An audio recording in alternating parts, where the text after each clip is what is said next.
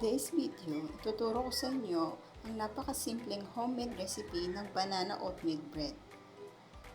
Narito ang mga ingredients. Banana, eggs, oatmeal, and baking soda. How to prepare?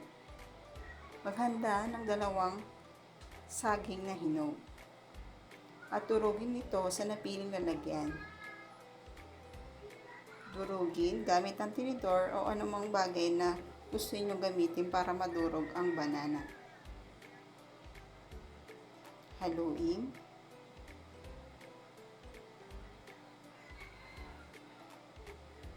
Durugin hanggang sa maging pino ang banana.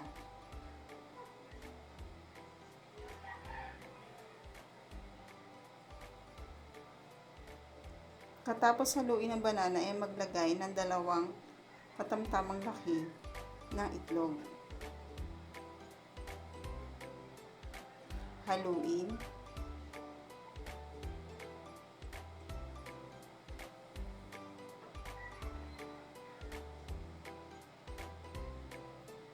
At maglagay ng oatmeal. Ang ginamit namin dito ay quick cook oatmeal para mabilis lang siyang maluto. Haluin para mag-mix ang mga naunang ingredients. Ang dami ng oatmeal ay nakadepende sa gusto nyong dami.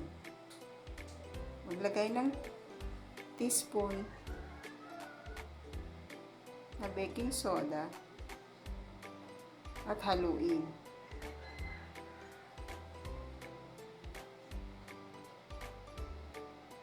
Haluin mabuti.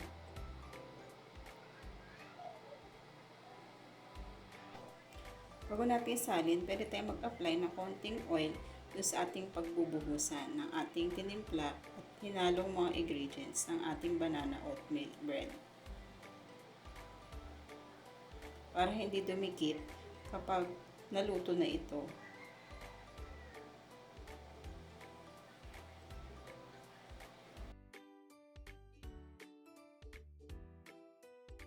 Dahil wala kami oven sa bahay, air fryer ang aming ginamit. At ito na siya. Wow! Ang ating final product.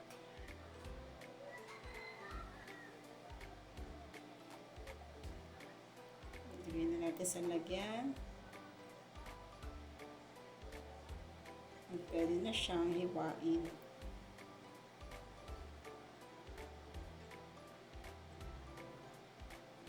Ganun lang kasimple ang ating ingredients at ang ating recipe for today.